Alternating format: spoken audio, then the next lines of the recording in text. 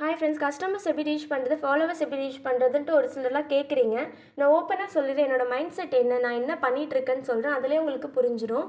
நான் ஆரி work learn பண்ணிட்டு வந்ததுக்கப்புறம் எனக்கு ஆர்டர் வருதோ இல்லையோ, நான் ஏதாச்சும் டே டு டே காலேஜ் போயிட்டு வந்ததுக்கப்புறம் டே டு டே ஏதாச்சும் மேக் பண்ணி பார்த்துட்டே இருப்பேன். Practice make perfect. ஸோ நம்ம ஒரு விஷயம் எடுத்தோன்னா அது நல்லா ப்ராக்டிஸ் பண்ணால் மட்டும்தான் அது பர்ஃபெக்ஷனாக நம்மளுக்கு வரும். இருக்கவே இருக்குது, மொபைல் இருக்குது, நிறைய விஷயங்கள் நான் சர்ச் பண்ணிக்கிட்டே இருப்பேன். இது பண்ணலாமா, அது பண்ணலாமா, இதுக்கு என்ன மெட்டீரியல்ஸ் வாங்கணும், லைக் இந்த மாதிரி தான். எங்கே போனாலுமே சரி, இந்த மெட்டீரியல் வாங்கி இது மேக் பண்ணால் நல்லா இருக்குமா, இது வாங்கலாமா, அது பண்ணலாமா, என்னால் என்னென்ன முடியுமோ அது எல்லாமே வாங்கி நம்மளால் மேக் பண்ணணும் அப்படின்ற மாதிரி ஒரு அனலைஸ் பண்ணி நிறைய விஷயங்கள் நான் கற்றுக்கிட்டு அதை மேக் பண்ணி பார்ப்பேன். இந்த ஒரு விஷயம் இதெல்லாம் தவிர்த்து இதெல்லாம் எதுக்கு பண்ணுறேன்னா மெயின் ஒரே விஷயம் மட்டும்தான்.